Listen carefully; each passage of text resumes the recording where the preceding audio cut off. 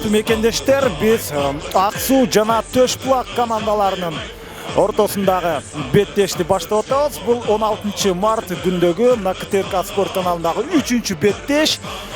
Биз азыр Ак Кула ат майданында Көкбөрү Федерациясы тарабынан уюштурулуп жаткан Норуз майрамына карата 8-1 финалдагы оюндарды көрүүдөбүз. Бул жерде мына сары жана көк кийимчен эки команда.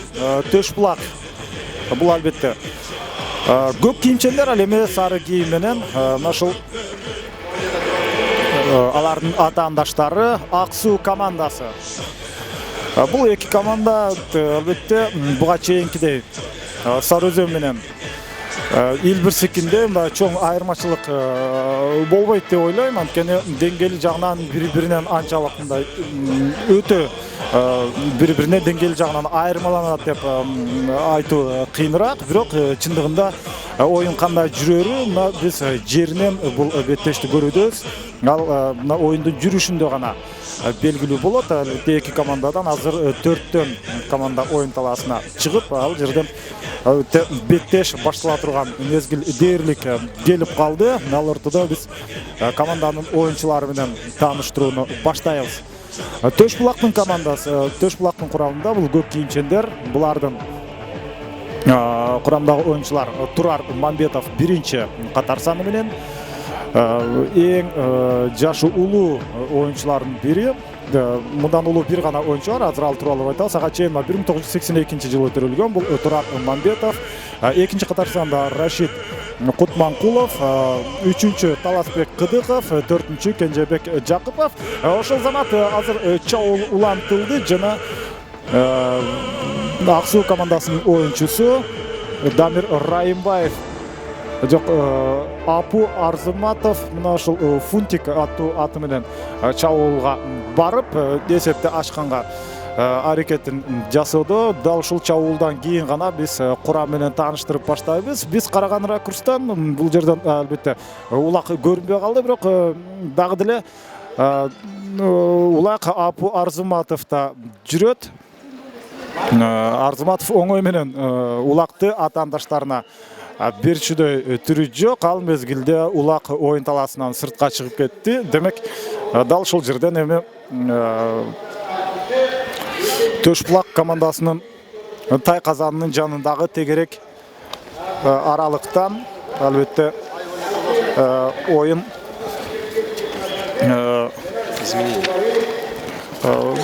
уланат. Биз болсо Төш Булак командасы менен кайрадан да бир жолу жакшылап тааныштырып чыкмакчыбыз. Анткени бир аз өзгөрүүлөр бар.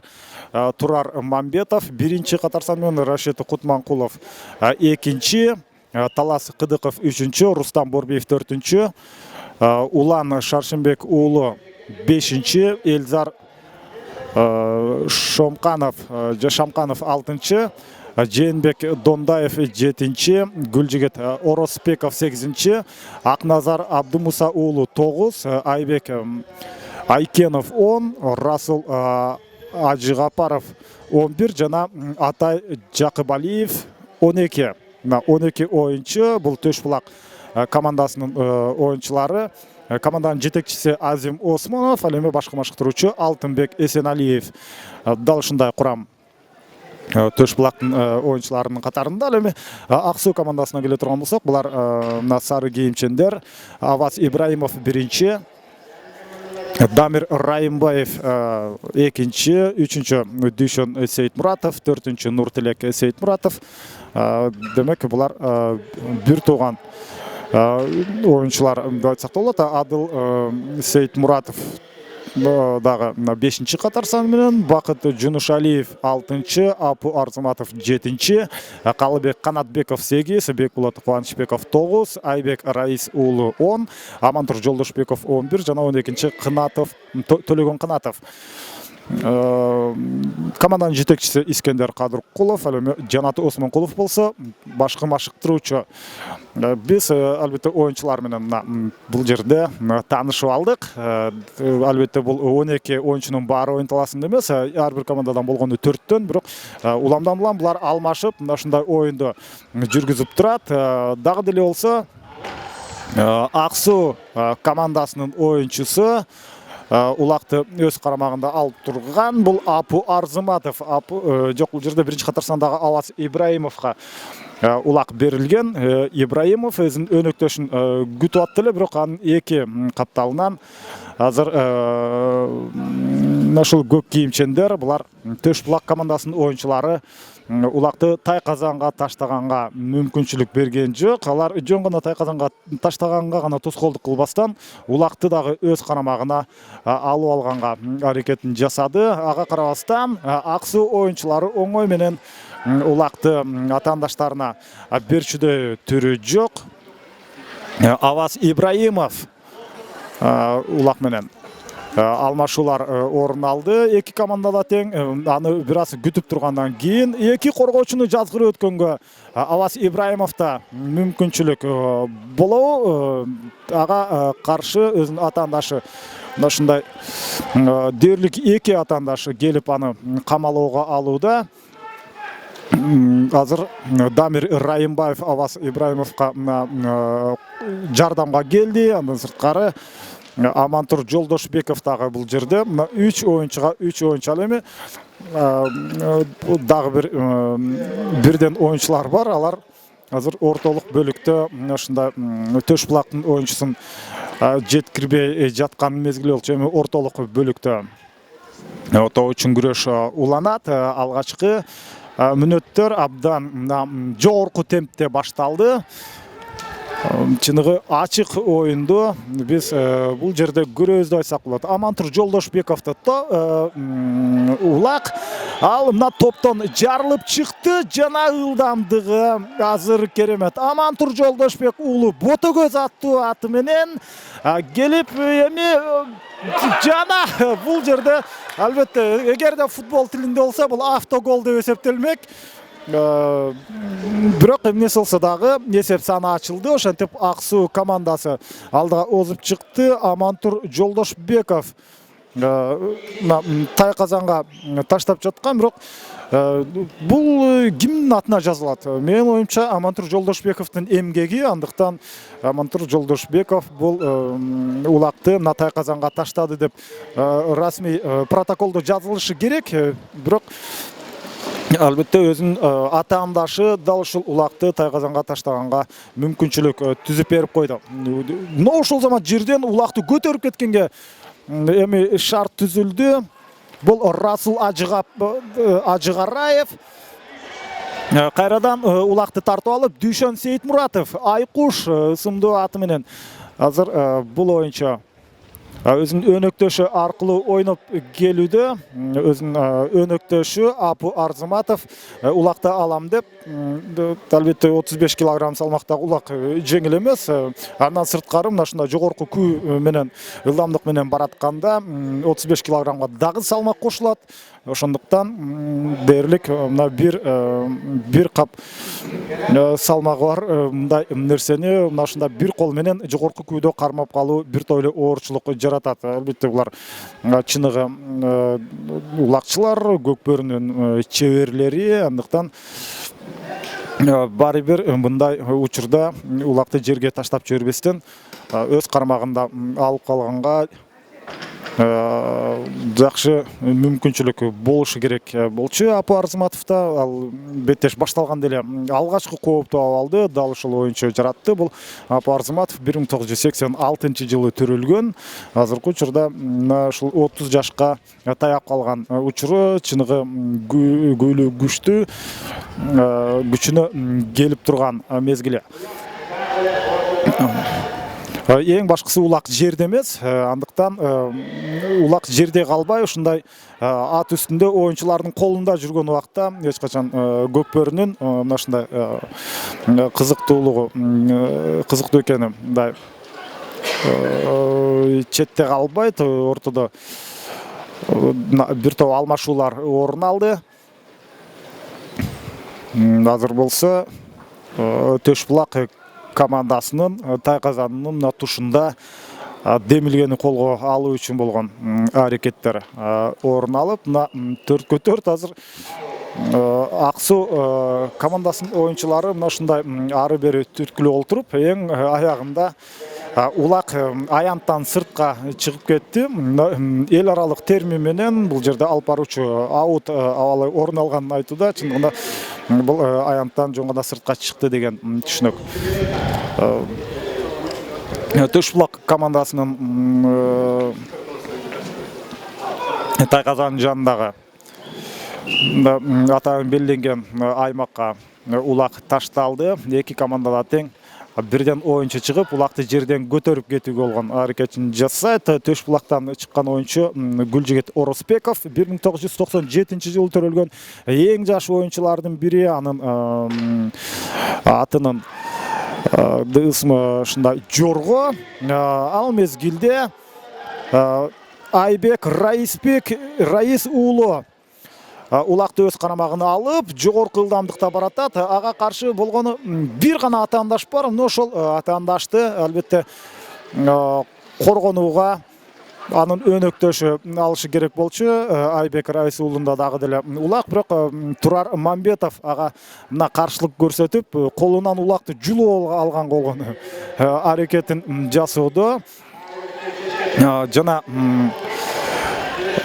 улак кимдин колунда калат? Мына ушундай суроо бар. Ал мезгилде Айбек Раис уулу кайрадан улакты өз карамагында алып калды. Улакты өзүнө ыңгайлуу кармап жаткан учурда өзүнүн аты мына Көк ат. Мына ушундай Көк ат ысымдуу бул Айбек Раис уулунун жана Көк аттын ылдамдыгы. Мына ушундай куйругун түйүп алган бул оюнчунун аты ушундай жогорку ылдамдык менен келди. Көк атты дагы бир Көк ат тозуп чыкты десек болот. Бул албетте Төш булактын курамындагы оюнчу тоскоолдук жаратканга аракет жасады. Жана экинчи упай бул жерде берилип калабы. Анткени Айбек Раис уулу улакты өзүнө абдан ыңгайлуу алып алган. Бул Ак Суу командасынын оюнчусу дал ушул улакты өз карамагына алгандан кийин оңой менен атаандаштарына улакты берип койбогон ушундай өжөр оюнчулардын бири деп айтсак болот. Дагы деле талаш жүрүүдө, абдан жогорку темпти кармаган оюнду көрүүдөбүз. Мындайда албетте оюнчулар да бат чарчайт, аттар да бат чарчайт, бирок дагы бир өзгөчөлүк дал ушундай мезгилде гана чындап бардык оюнчулар оюндун кызуусуна кирип, абдан кооз чарчаган чалыкпаганын сезбестен албетте оюн уланышы керек. Ал мезгилде дагы улак аянттан сыртка чыгып кетти. Андыктан эми ортолук бөлүктөн жерден улакты өйдө көтөрүп алуу аракети ишке ашат. Мына ортодогу калыс азыр улакты күтүп жаткан мезгили. Аны Атай Жакубалиев 1997-жылы төрөлгөн. Азыр 23 жаштагы оюнчу оюн таласына таштады. Эки командадан мына Ак Суудан Төлөгөн Кынатов чыкты. Ал эми 8-чи катарсында ойногон Төш булактын оюнчусу Гүлжигит Оросбеков.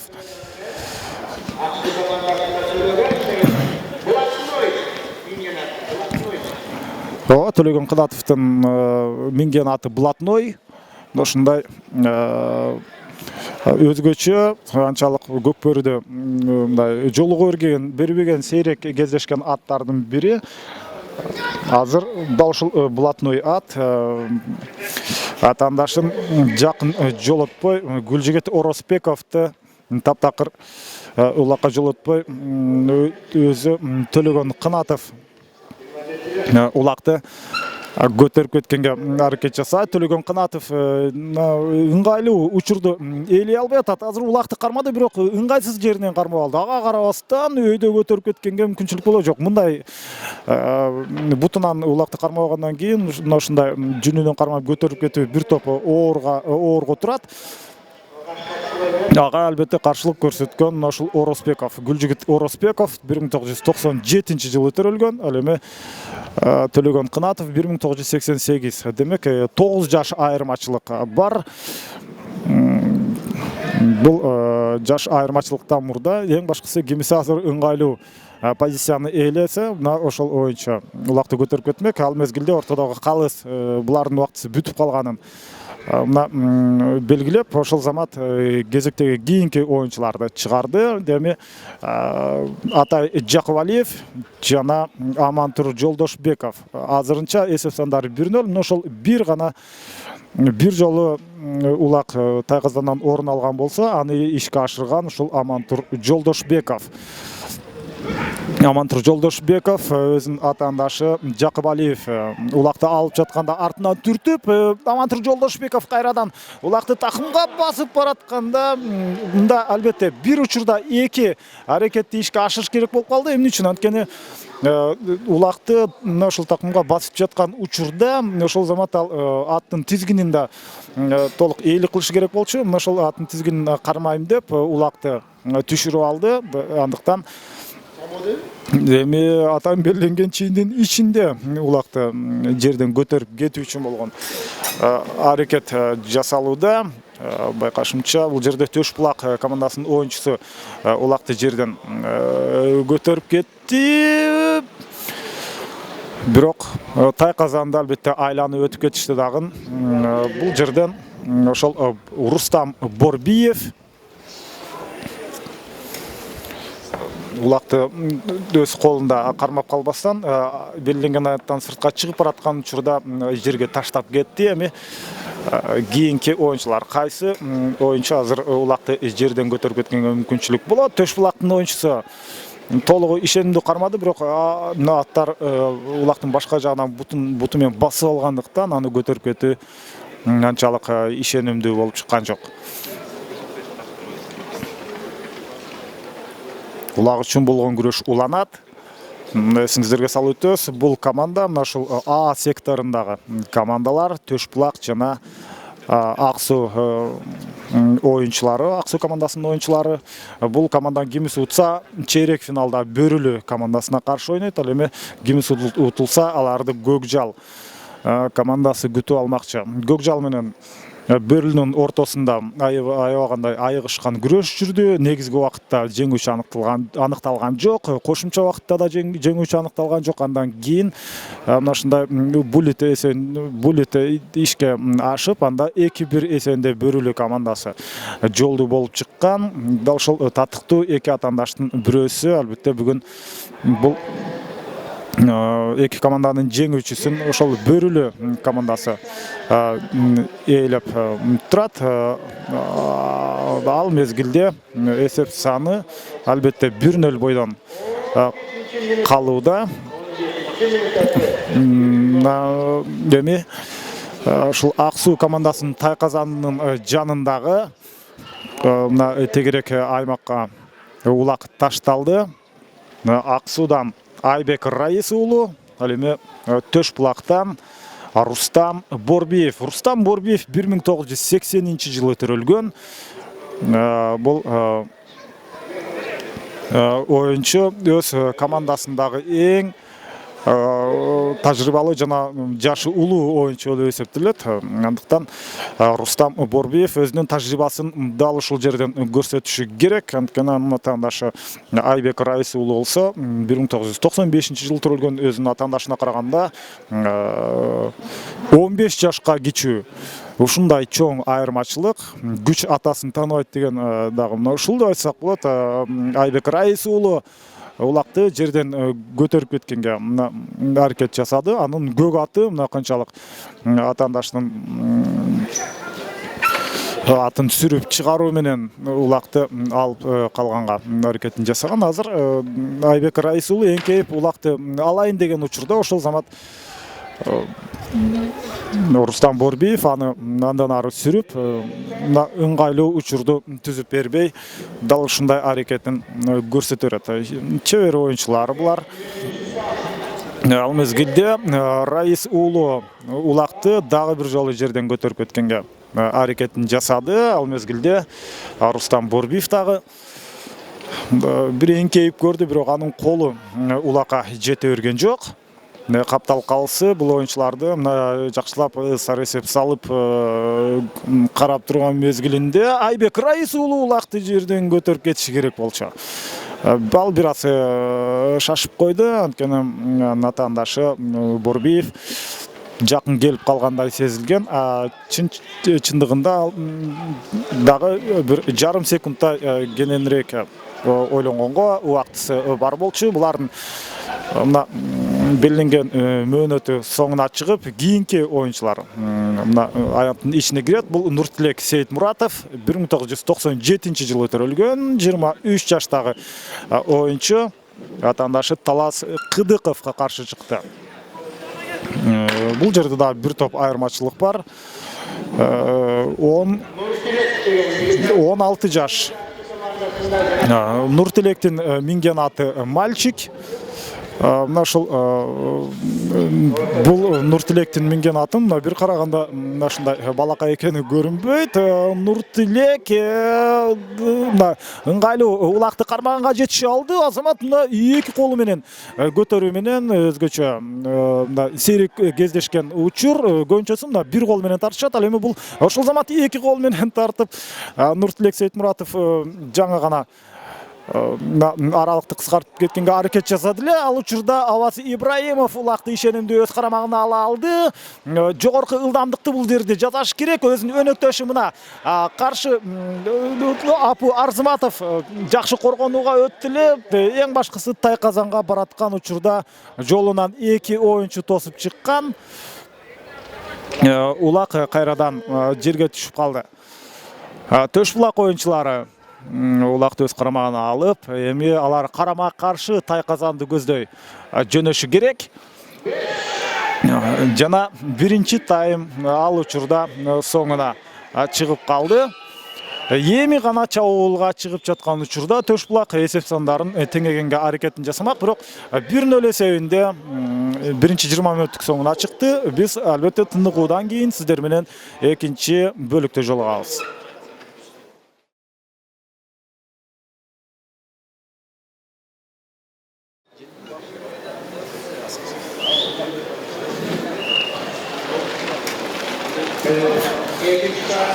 Мына экинчи 20 мүнөттүк башталды. Ал учурда мына биринчи таймдын жыйынтыгы боюнча 1-0 эсебинде Ак Суу командасы алдыда. Жалгыз мына улакты Тайказанга таштаган бул Амантур Жолдошбеков. Бирок Амантур Жолдошбеков негизинен ал өзү жалгыз таштаган жок. Ага өзүнүн атаандашы жардам берип койгон болчу. Автогол сыяктуу ал жерде көрүнүш орун алган. Ал эми экинчи 20 мүнөттүк башталган учурда дал ушул Төшбулак командасынын оюнчусу бул Расул Ажыгараев улакты жерден көтөрүп кеткенге мүмкүнчүлүк алган, бирок андан аркы кыймыл аракети ийгиликтүү болуп чыккан жок. Ал мезгилде Ак Суу командасынан Амантур Жолдошбеков өзүнүн абдан активдүүлүгүн көрсөтүүдө. Аны менен бирге Аваз Ибраимовду айтсак болот. Ал баш кийимди кийген эмес. Улактын чыныгы кызуусуна кирген учурда дал ушундай баш кийим кийбей улак тарткан учурлар албетте мурда абдан көп кездешкен. Ал мезгилде дагы деле жердеги улак өйдө көтөрүлбөй жаткан учуру албетте белгилүү убакыт мөөнөт берилет. Мына ошол аралыкта улак жерден көтөрүлбөй кетсе, Азамат азыр Төшбулактын оюнчусу Гүлжигит Оросбеков жерден улакты мына сүйрөп бир топ аралыкка чейин алып барганга мүмкүнчүлүк алды, бирок андан аркы ийгилиги аракети ийгиликтүү болуп чыккан жок. Эмне үчүн? Анткени дал улактын ыңгайлуу жеринен кармаганга мүмкүнчүлүк ала албай алган. Жерден улак көтөрүлдү. Эми булар Тайказан алмашкандан кийин бул рет албетте Төшбулак командасы дал ушул сол тараптагы ылдыйкы мараны көздөй чабуул жасашы керек. Ал мезгилде Расул Ажыгараев жана ал өзүнүн атаандашы мына Ак Суу командасынын оюнчусу менен улакты тартышып, Апу Арзыматов аны өз карамагына ала алды. Апа Арзыматов да улак жүрөт, ал бутуна жакшылап ыңгайлуу кылып улакты кысып алгандан кийин бир сейре айланып атаандаштар менен кошо өзүнүн өнөктөштөрүн да жазгырып кетти. Азамат мына чыныгы оюнчуларды артта калтыра турган бул Азаматовдун Фунтик деген аты жөн жерден келип чыккан эмес экен. Мына ушул мунун атынын ушунчалык багытын өзгөртө алганы менен айтсак болот. Апа Арзыматов азыр чабуулга чыкты. Анын керемет ылдамдык менен мараны көздөй барып, азыр Тайгазанга улакты таштай турган мүмкүнчүлүктү гана жоготуп алды. Анткени анын артынан Төш булактын оюнчулары коргонууга, Тайгазанды сактоо үчүн келишкен. Ал бир айланып өткөнү менен Төш булак командасынын Тайгазаны жакта ушул улак үчүн болгон күрөш орун алууда. Булар албетте азыр аянттан сыртка чыгып кетиши мүмкүн эмес, анткени аттардын башы бардыгы аянттын ичин карай көздөй орун алып турган мезгили. Дагы деле улак тартыш уланууда. 12-чи катар санда ойногон бул Төлөгөн Кынатов блатной ысымдуу аты менен Төш булактын бир оюнчусу улакка кенедей жармашып, аны кое бербей жаткан мезгилинде албетте топтон суурулуп чыкканга аракет жасашы керек. Анткени карама-каршы аралыкка карама-каршы Тайгазанды көздөй чабуул уланат. Бул жерде азыр улак дагы деле болсо Төлөгөн Кынатов да, ал өзүнүн өнөктөшү Дамир Райымбаев абдан жакшы коштоп келди. Ага карабастан Төш булак оюнчулары таптакыр Тайгазанга жакын барганга мүмкүнчүлүк түзүп бербей жаткан учуру. Жана бул жерден эсеп саны 2 эсеге жетет беле? Жок, андай болгон жок. Төш булак оюнчулары коргонууда абдан мыкты ойноп жатат. Албетте ачык айтып коюш керек. Негизинен Төш булак командасынын курамында бир топ жаш оюнчулар да бар. Андан сырткары тажрыйбалуу дагы азыр эсеп бул жерде эсеп анткени мына Калыстын кол жаңсоосунан бул көрүндү. Ал эми бул упайды ишке ашырган делсе 2-0 Дамир Райымбаев мына ал азыр керемет ылдамдыгы менен ошентип оюн талаасын таштап кетти. Алмашуу орун алды. Эсеп сандары 2-0 Ак Суу командасы. Агештер бул Бакыт Жунушалиев. Ошентип Бакыт Жунушалиев бул жерде эсепти 2-0 жеткирди. Азыр фальстарт бул жерде орун алган. Албетте Калыстын уруксаты менен гана улакты көздөй ушундай утурлап келсе болот. 2 оюнчу аракет кылды. Бир оюнчу, ал эми экинчиси Ак Суудун оюнчусу Айбек Раис уулу улакка колу тийгени менен андан ары албетте улакты өз карамагында алып атка бөктөрүп кеткенге мүмкүнчүлүк алган жок. Жердеги улакты көтөрүп кетүү бул команда үчүн, эки команда үчүн тең бир топ кыйынга турат. Анткени канчалык сен мыкты болгонуң менен албетте атаандашың тоскоолдук кылып жаткан учурда аны ишке ашыруу абдан кыйын. Бирок буга чейинки оюнда биз албетте көрө алдык. Мына ушул Сары Өзөн менен Илбирс командалары ойногондо мынчалык улак жерде көп жаткан жок. Көбүнчөсү ат үстүндө улакты мына талашуу тартышуу орун алган.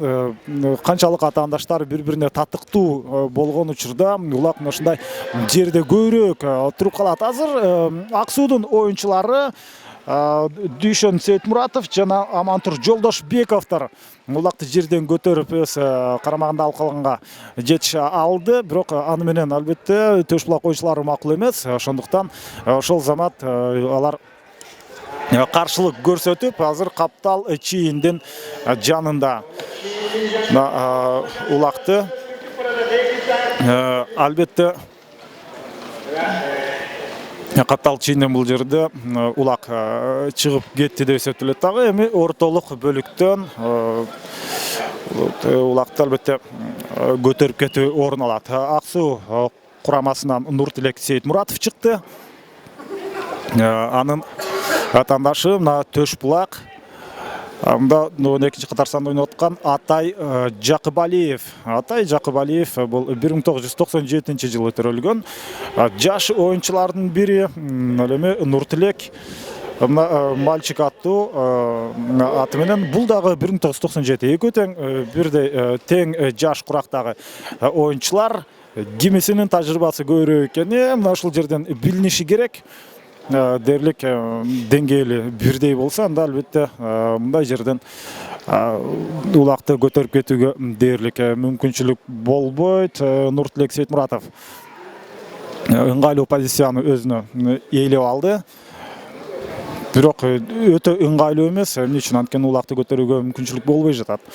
Убакыт уламдан улам артка жылууда. Эң акыркы аракеттердин бири Нуртилек Азамат Сейитмуратов ошентип улакты жерден алганы менен ошол замат Атай Жакыбалиев ага улакка жармашты жана Атай Жакыбалиев аны өз карамагына алып алды. Демек, ал чабуулга ылдыйк мараны көздөй чабуулга чыгышы керек. Бул жок Расул Ажыгараев улак менен бир сыйра айланып аттар ыңгайсыз абалда калган учурда Тайказанга жакын барды. Тайказанга жакын барганы менен ак суу оюнчулары эсепти теңегенге кыскартканга албетте мүмкүнчүлүк берчүдөй эмес. Азырынча 2-0. Бакыт Жунушалиев 2-20 мүнөттүктүн алгачкы мүнөттөрүндө эсепти 2-эсеге жеткирген. Ага чейин 1-20 мүнөттүктө Амантур Жолдошбеков Тайказанга улакты таштаган болчу. Азыр эсеп сандарын кыскартканга Төш булак оюнчулары экөө жакын келип улакты ортого алып, эки өнөктөш ортолук экөөнүн ортосунда улакты кармап калган, бирок анысы дагы ийгиликтүү болбой, эми Ак суу командасынын Тайказанын жанында улак үчүн болгон күрөш орун алууда. Ал учурда Ак суудун оюнчусу Бакыт Жунушалиев улакты өз карамагына алды. Жана Малыш аттуу аты менен бул жерде жон гана өзүнүн өнөктөшүнө улакты берип койгондой көргөн чындыгында улакты атаандашы өз карамагына алып алды. Демек, бул оюнчу өзү жалгыз эсеп сандарын кыскартканга болгон аракети жасаса, ал дагы кайрадан улакты өз карамагында алып кала албай, эми улак үчүн болгон күрөш дагы деле Ак суу командасынын марасынын жанында орун алууда. Улак жерде, аны көтөрүп кетиш керек. Жакшы мүмкүнчүлүк Айбек Раис уулунда түзүлдү, бирок ал дагы ала алган жок. Ушундай абдан кызыктуу беттешти бул биз азыр көрүп жаткан мезгилибиз. Кызыктуулугу ушунда, абдан жогорку темп, жакшы ылдамдык, эки команда дээрлик бири-бирине шайкеш. Албетте эки упай айырмачылыгы менен Ак суу командасы алдыда, бирок мындай оюндун кызыктуулугу, көзгө толумдуулугу бизге байкалып турат. Бул ошол 2000 Нооруз майрамынын 2016-жылкы 21 боло турган Нооруз майрамына карата уюштурулуп жаткан мелдеш Көкбөрү федерациясы ошол турнирди уюштуруп, мында 16 команда катышууда. 8ден 1 финалдан ага чейин тандап алуу оюндары болгон. Алар 13 мартта эле башталган. Ал эми бүгүн 15 мартка 4 оюн белгиленген. Алардын алгачкысы Бөрүлү менен Көкжал ортосунда болду. Андан кийин Сары Өзөн менен Илбирс ойноду. Бөрүлү, Сары Өзөн командалары чейрек финалга чыкты. Азыр Ак суу менен Төш булактын ортосунда. Булардын албетте жеңүүчүсү ошол чейрек финалга чыгып, Бөрүлү командасы менен ойнойт. Андан сырткары жеңилип калган команда болсо Көкжал oyunchulары менен туш келет. Мына ортолук бөлүктө аянт ичинде азыр улак турган мезгили. Ошол учурда бул жерде ким кайрыле мына Айбек Раис уулу улакты жерден көтөрүп кетти. Бул көк ат аттуу аты менен ал мезгилде ушул Айбек Раис уулу көк аттан жерге кулап түшүп, кайрадан атына минип оюн таласын таштап кетти. Анын ордуна жерге кулап калгандан кийин ошол замат алмашууга башка оюнчу чыкты. 3-чү упайын ишке ашыруу үчүн азыр Ак Суу командасы келатат. Бирок анын аты албетте ушундай марага түз келбестен аны кыйга өтүп, тескерисинче өзүнө тоскоолдук кылып калды эле. Төшбулак командасынын марасынын жанында улак үчүн болгон айыгышкан күрөш жүрүүдө. Эң башкысы кимиси кайсыл жерден ыңгайлуу позицияны ээлейт. Азыр 3-чү катар санда ойногон Дүйшөн Сейитмуратов өзүнүн өнөктөшү аркылуу ойноп келди. Эң башкысы албетте Тайказанга улакты таштаганга гана мүмкүнчүлүк болбой жатат. Дүйшөн Сейитмуратов менен Аваз Ибраимов экөө жакшы өнөктөш болуп Тайказанга улакты таштаганга жакын барды эле. Азыр мына чапкенде жабышып Турар Мамбетов. Бул 1982-жылы төрөлгөн. Азыркы учурдагы 34 жашка таяп калган оюнчу. Бирок дагы деле болсо азыр мүмкүнчүлүктү колдон чыгарбай бул Апу Арзыматов экен. Мына Апу Арзыматов Фунтик ысымдуу аты менен. Чындыгында биз Ак Суу командасынын бул чабуулу деп айтсак болот. Чабуулу ийгиликтүү боло элек, качан ийгиликтүү болот. Азыр эң башкысы улакты өз карамагында алып калышы керек. Жана ал ишенимдүү өз карамагында алып калды. Апу Арзыматов жок, бул жерде ал эмес. Амантур Жолдошбеков өзүнүн атаандашынан айланып өткөнгө аракет жасады. Айбек Айкенов ага мүмкүнчүлүк түзүп берген жок. Мына бир нече мүнөттөн бери Ак Суу командасы улакка ээлик кылууда, бирок Тайказандын жанына келген менен аны ишке ашыруу, 3-чү упайды алуу өз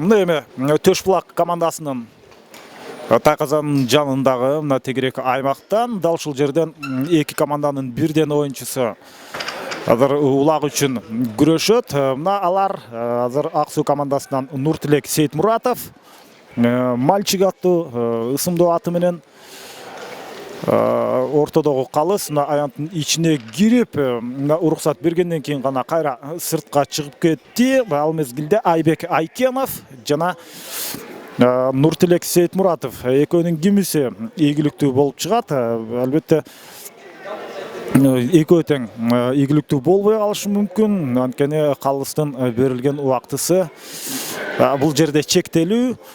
Ал мезгилде мына Айбек Айкенов жөн гана турбастан атаандаштын атына камчы чаап, аны бир аз 1-2 кадам астына басканга мүмкүнчүлүк түзүп берди.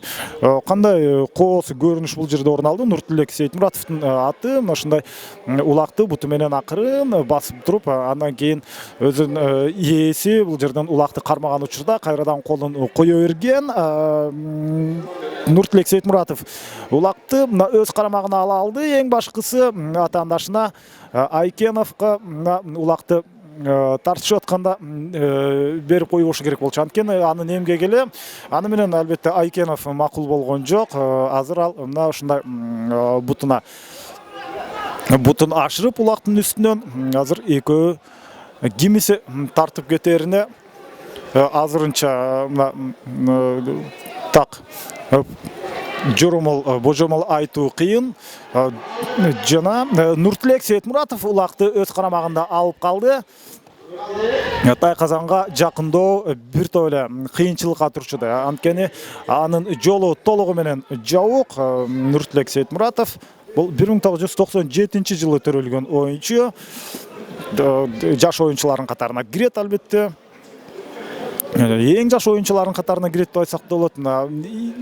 Бул жерде экөө жүрөт. Ошол Нуртилек Сейтмуратов жана Апу Арзыматов. Бул экөө аябай көп чабуулга аракет кылды Тайказанга таштаганга, бирок улакты Тайказанга таштаганга, бирок анысы ишке ашпай жаткан мезгили. Апу Арзыматов атын абдан катуу ылдамдык менен келип топту жарып кеткенден кийин кайрадан чабуулга чыкканга Нуртилек Сейтмуратов ишке ашыра алган жок. Азыр Аксуу командасынын оюнчусу алмашууга келип көк ат менен чыккан бул оюнчу ушунчалык күчтүү аракетин жасашы керек. Бутунан улакты көтөрүп чыкканга Аваз Ибраимовда мүмкүнчүлүк болбой калды. Азыр бир сыйра айланып келип эки оюнчуну жазгырып өтүш керек бул жерде. Ага мүмкүнчүлүк болду. Жана алдыда болгону бир гана коргоочу бар. Аны кантип айланып өтсө болот? Айланып өткөнгө мүмкүнчүлүк бар. Бирок Тайказанга таштаганга жана Азамат Апу Арзыматов Тайказанга таштап жаткан учурда кайрадан ана ушул аянттын Тайказандын кырынан кайрадан сыртка улакты чыгарып салышты. Бул жерде экинчи бөлүк орун алууда. Эсеп сандары 2-0. Бирок Төшбулак командасы эсеп сандарын кыскартканга караганда Аксуу командасы 3-чү упайды алып, эсеп сандарын мындан да көбүрөөк абалга жеткиргенге жакыныраак болуп жаткан мезгили.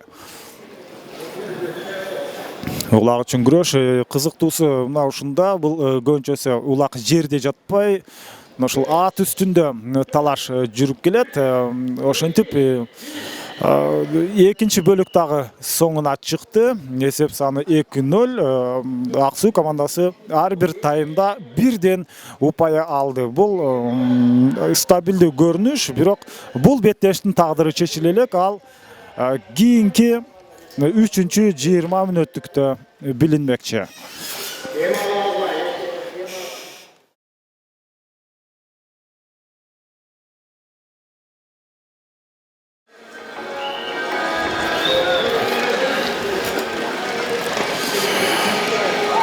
Аксуу жана Төшбулак командаларынын ортосундагы 3-чү бөлүк башталды. Эсеп сандары 2-0. Биринчисинде Амантур Жолдошбеков аракети менен эсеп ачылган биринчи бөлүктө. Экинчи 20 мүнөттүктө болсо Бакыт Жунушалиев экинчи голду киргизген. Мына бул сары кийимчендер Аксуу командасы, ал эми көк кийимчендер булар Төшбулак. Дагы бир жолу жалпы оюнчулардын аты жөнүн айтып өтөлү. Бул Аваз Ибраимов биринчи катар саны менен, булардын аттары менен, минген аты менен кош айтсак, мына Аваз Ибраимов күрөң, Дамир Райымбаев Америка, Дүйшөн Сейтмуратов Айкош, Нуртилек Сейтмуратов Мальчик, Адыл Сейтмуратов Шамал, Бакыт Жунушалиев Малыш, Апу Арзыматов Фунтик, Калыбек Канапбеков Тамчы, Бекболот Кубанычбеков Тараккан, Айбек Раис уулу Гөгат, Амантур Жолдошбеков Ботогөз жана Төлөгөн Кынатов Блатной. Мына ушундай көрүнүш менен азыр бул Аксуу командасынын өкүлдөрү, булардын командасынын жетекчиси Искендер Кадыркулов, ал эми Жанат Осмонкулов болсо машыктыруучу. Төшбулак командасына келе турган болсок, булардын биринчи катар саны менен Турар Мамбетов, андан Рашид Кутманкулов экинчи, Талас Кыдыков үчүнчү. Ал мезгилде Аксуу командасынын оюнчулары чабуулга чыкты. Дүйшөн Сейтмуратов өзүнүн аракетин Америка аттуу ысымы бар. Ушундай өзгөчө ысымдын ээси болгон атты минип жүргөн бул Дүйшөн Сейитмуратов чабуулга чыгып көрдү. Анысы албетте ийгиликтүү болгон жок. Кайрадан азыр аянтта турган мезгили биз курамда андан ары тааныштырып баштасак, Талас Кыдыков бул Төш булактын көк кийимчендеринин курамы. Талас Кыдыков 3-чү катар сан менен, 4-чү Рустам Борбиев, 5-чи Улан Шаршембек уулу, 6-чы Эльзар Шамканов, 7-чи Жээнбек Дондоев, Гүлжигит Оросбеков 8, Акназар Абдумуса уулу 9, Айбек Айкенов 10, Расул Ажыгараев 11 жана Атай Жакыбалиев 12. Команданын жетекчиси Азим Осмонов, Алтынбек Эсеналиев болсо Төш булактын машыктыруучусу. 3-чү бөлүк чечүүчү 20 мүнөттүк, анткени бул жерде чейрек финалга чыга турган оюнчу дал ушул азыркы учурда аныкталат. Ал мезгилде Ак Суу командасынын оюнчулары улакты өз карамагында алып, азыр өз командасынын сүрөөнгө алуу менен Дүйшөн Сейитмуратов жана Амантур Жолдошбеков экөө ыңгайлуу бараткан, бирок эң акыркы учурда гана Төш булактын оюнчусу Расул Ажыгараев тоскоолдук жаратып, мындай мүмкүнчүлүктү албетте жокко чыгарып койду. Ошол замат Ак Суу командасынын курамында алмашуу. Ал мезгилде Ак Суу курама командасынын оюнчусу ишенимдүү улакты өз карамагында алып кала алды. Бул Аваз Ибраимов. Канчалык жакын келет болду экен, бул Тайгазанга жакын келгени менен коргоочуларды жазгырып өтүү бир топ кыйынга турат. Өзүңө ыңгайлуу кылып улакты көтөрүп келүү да кыйын. Андайда бир гана жолу бар, ошол такымга басуу менен бул жерде алып келесиң. Ал эми ал учурда ошол абалдан чыгуу албетте оорго турат. Бир топтон бир негизинен бул футбол тили менен айтканда топко кайсы команда көбүрөөк ээлик кылат десе, улак менен көбүрөөк жүргөн Ак Суу командасы болууда. Ал эми бирок жыйынтык албетте анчалык ишенимдүү эмес. 2-0 бул жакшы эле көрүнүш, бирок 20 мүнөт ичинде биз албетте Сары Өзөн менен ал өздөрүнүн атаандашы Илбирс ойноп жаткан мезгилде бир 20 мүнөт ичинде 6 жолдан Тайгазанга улак өтүшүп жатты. Андыктан бул 2-0 эсеби албетте ишенимдүү алдыда бараткан учур болуп эсептелбейт. Азыр эми бул жерде улак аянттан сыртка чыгып кеткен. Андыктан эми ортолук бөлүктөн эки команданын оюнчусу жерден улакты алганга аракетин жасайт. Рустам Борбиев 4-чү. Жок, ал Рустам Борбиев аянттан сыртка чыгып кетти. Анын ордуна Расул Ажыгараев чыкты.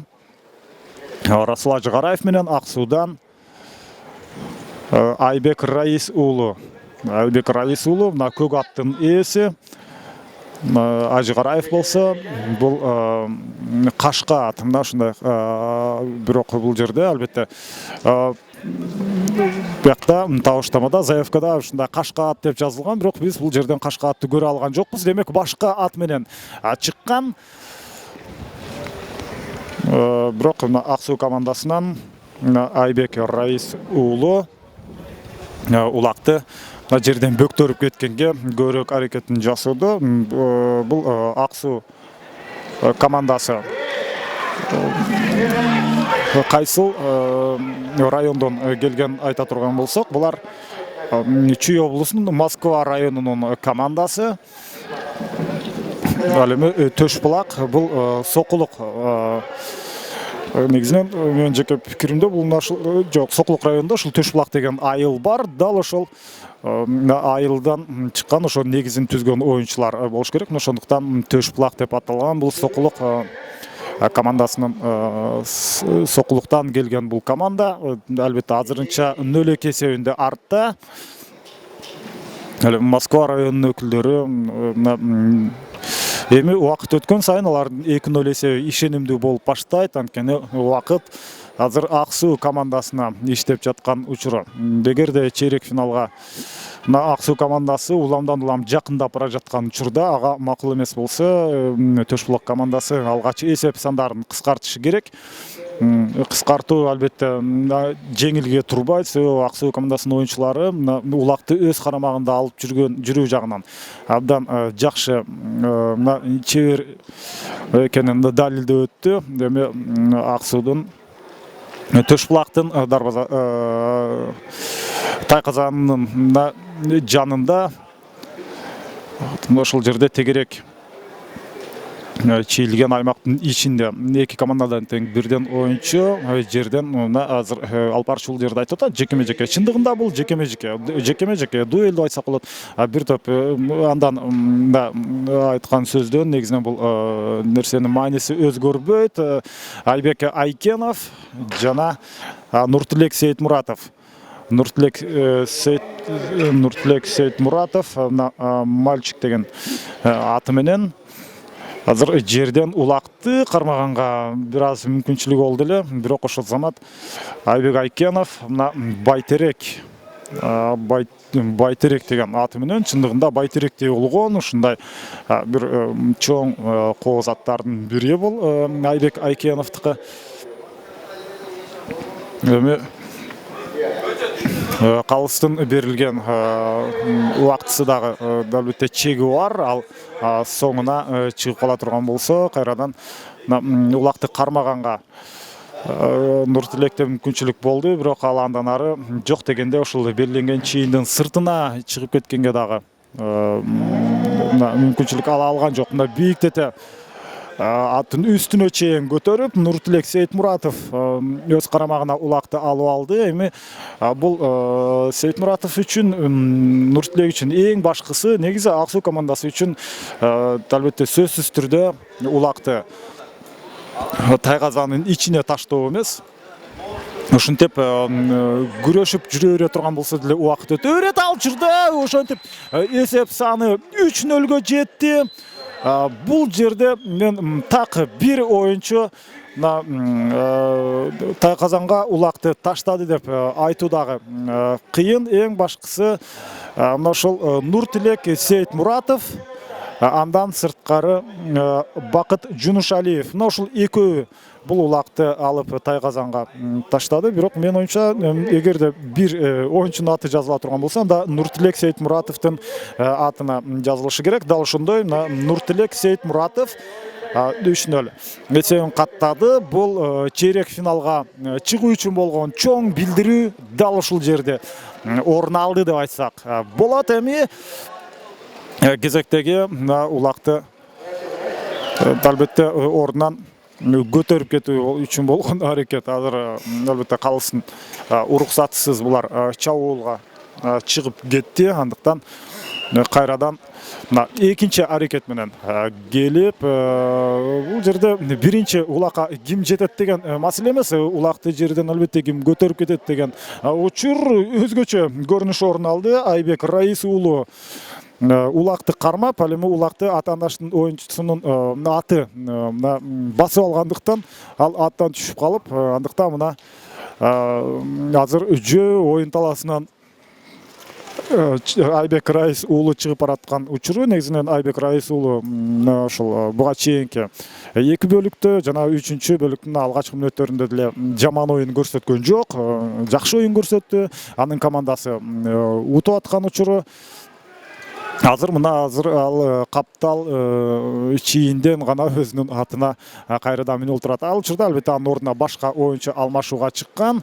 Улакты жерден көтөрүү эки команда үчүн тең бир топ оорго турчудай.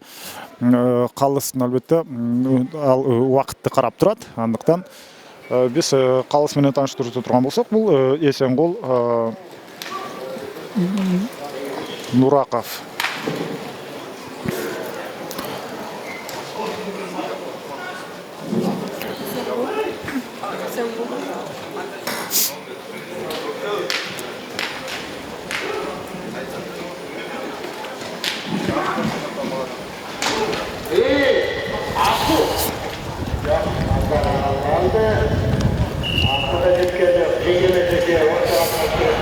Эсенгул Нураков ал ортодо ошентип убакыт соңуна чыгып калганын айтып өттү. Бул албетте беттешин убактысы соңуна чыгып элек. Бул мына ушул жерде турганда, жерде көпкө чейин улактырып калгандыктан эч ким көтөрө албай, ал соңуна чыгып калды. Эми мына ушул ортолук бөлүктөн эки командадан бирден оюнчу кайрадан улакты көтөрүп кетүүгө болгон аракетин жасайт. Мына Төш булактын оюнчулары бул 3-чү жана 1-чи катар сандагылар. Турар Мамбетов менен Талас Кыдыковтар ортолук бөлүккө улакты таштап берди. Ал мезгилде ушул акыркы ирет 3-чү ирет Тайказанга улакты таштаган Нуртилек Сейитмуратов азыр аянттын ичинде 4-чү катар саны менен жана Төш булактан дагы дал ушул катар сандагы оюнчу чыкты. Бул Рустам Борбиев. Рустам Борбиев менен Нуртилек Сейитмуратов.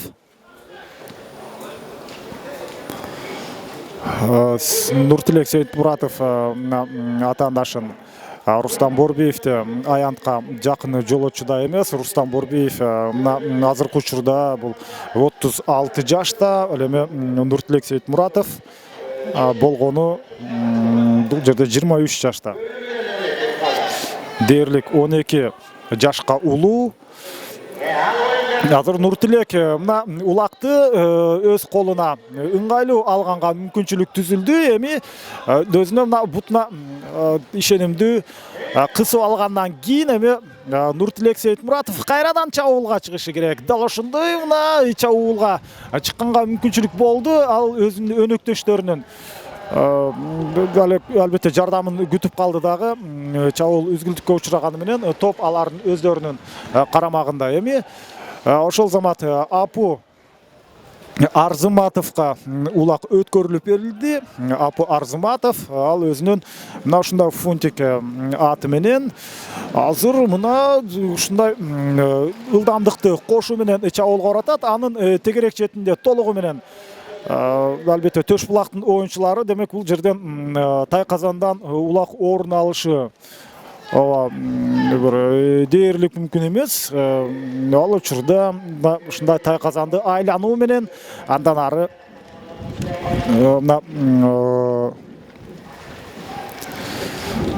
албетте 4-0 эсе оңой менен бул жерде каттала койбойт. Төш булак командасы мына убакыт өткөн сайын алар акырындап мына чейрек финалга чыгуу мүмкүнчүлүгүнөн ажырап баратат. Бирок азыр жок дегенде мына азыр аларда мүмкүнчүлүк болушу керек эле. Ал ортодо улак жерге түшүп калды. Анткени Төш булак оюнчулары чабуулга чыкканга аракетин жасап көрдү. Улак жерден улакты алууда атаандаштын аты улакты буту менен басып алып мүмкүнчүлүк түзүп бербей койду. Мына ушундай акылдуу аттар деп айтсак болот. Негизинен атты өтө мактаган анча жакшы нерсе эмес, бирок чындыгында акылдуу аттар бул жерде атаандашка атаандаштын оюнчусу өзү эле эмес, аны менен кошо албетте алардын минген аттары да өзүнүн ээсине жардам берип жатканы мактоого арзый турган нерсе. Кезектеги чабуул бул албетте карама каршы Тайказанга баратат. Бул азыр Ак Суудун Тайказаны, Ак Суу таштай турган Тайказан бул жакта эмес, карама каршы тарапта. Андыктан ал бул жерде мына улакка жакшылап ээлик кылуу үчүн баратып, ат тизгинин бурганга жетишпей калган. Мына эми гана өзүнүн багытын ала алды. Бирок мындай кысымдан суурулуп чыгуу Дүйшөн Сейитмуратовго анчалык ыңгайлуу болгон жок. Кайрадан мына Дүйшөн Сейитмуратов бул айкуш ысымдуу аты менен эми Тайказанга жакындап баратат.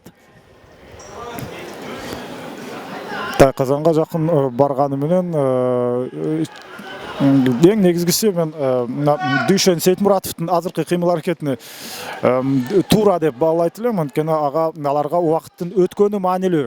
Алар сөзсүз түрдө мына эт бетинен кетип Тайказанга албетте мына ушул улакты ташташым керек деген нерсеге башы оорубайт. Алар мына ушундай атаандаштын Тайказаны болсо өзүнүн Тайказаны жакка кайсыл жак болбосун ары бери жүрүп ушундай убакытты өткөрүү менен алек болушу керек. Негизи мындай логикалык жактан тактикалык жүрүш ушундай орун алышы керек.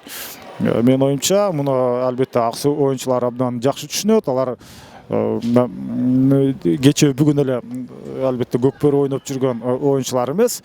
Булар чыныгы чеберлер. Ал мезгилде улак үчүн тартыш чыныгы орун алууда Айбек Раис уулу. Айбек Раис уулу жана өзүнүн атаандашы экөө улакты тартышып жаткан учурда улак экөөнө тең жетпей мына жерде калган болчу. Аны кайрадан Айбек Раис уулу бөктөрүп көтөрүп кеткенге кайрадан улак тартыш башталды. Мына экөө эки жактан бир улакты тартып келаткан мезгилде ой Азамат мына ушундай ортодон пайда боло калган бул Амантур Жолдошбеков Ботогөз аттуу мына Ботогөздүн чаап бараткан мезгили ал канча мына эки коргоочуну албетте жазгыр өтө бир топ кыйынга турат. Андыктан ал жөн гана мындай эч кимди жеткирбей ушундай ары бери чаап жүрөрсө ай Ботогөз жана Амантур Жолдошбеков бул 1991-жылы төрөлгөн оюнчу. Азыркы учурда 25 жашта, чыныгы күйлүү күчтүү ушундай улак чаба турган учуру. Мына эми карама каршы Тайказанды көздөй мына бара жаткан мезгил. Булар чындыгында мына ушул мен айткандай эле уламдан улам убакытты чоюу үчүн болгон аракет. Азыр мына эң акыркы учурда гана Амантур Жолдошбеков ошентип Амантур Жолдошбеков атты мына ушинтип өз карамагында алып жүрөт. Ал таптакыр эч кимди жеткизчү эмес. Ага каршы мына Айбек Айкенов мына чыныгы кооз улакты ушул жерден мына көкбөрүнү көрүүдөбүз. Анткени уламдан улам мына бир жерде чогулуп алып мына ушундай жердеги улакты өйдө көтөрө албай же ортодогу улакты бири-бирине ала албай жүргөндүн ордуна булар аттар дагы бир ыраазы болуп калды. Анткени мына ушундай жогорку ылдамдыкта ары бери чапканда аттын ээси менен кошо аттар да сүйнөт. Алар мына ушундай абаны жиреп келип мына ушундай бир кызып жакшы мына чуркап өздөрүнүн күлүктүгүн көрсөтүп алышты. Бирок уламдан улам эсеп сандары убакыты кыскарып барат. Андыктан 3-0 эсеби бул албетте толук ак суу командасы үчүн комфорттуу ыңгайлуу учур. Эми саналуу гана секундалар калды бул беттеш бүтөрүнө. Андыктан азыр бул жерден албетте улакты өйдө көтөргөнгө деле эки команданын оюнчулары жетишпейт болушу керек. Андыктан биз ак суу командасын чейрек финалга чыгышы менен негизинен куттуктай берсек деле болот. Бирок албетте расмий чечимди күтөбүз. Качан калыс убакытты токтотот мына ошондо гана ал эсепти кайра артка иштеп баштады. Ал мезгилде жана албетте убакыт соңуна чыкты. Ошентип 3-0 эсебинде ак суу командасы жеңишке ээ болду. Нуртилек Сейитмуратов бир жолу Тайказанга улак таштады. Бакыт Жунушалиев таштады бул экинчи бөлүктө. Ал эми биринчи бөлүктө Амантур Жолдошбеков улакты Тайказанга таштаган. Андыктан ак суу командасын жеңиши менен куттуктайбыз. Ал эми Төш Булак командасына кийинки оюнда Илбирс менен ойногон учурда аларга ийгилик каалайбыз. Жок, бул жерде Илбирс эмес, Көкжал командасы менен ойнойт. Ошол Көкжал командасы менен ойногон оюнда ийгилик каалайбыз.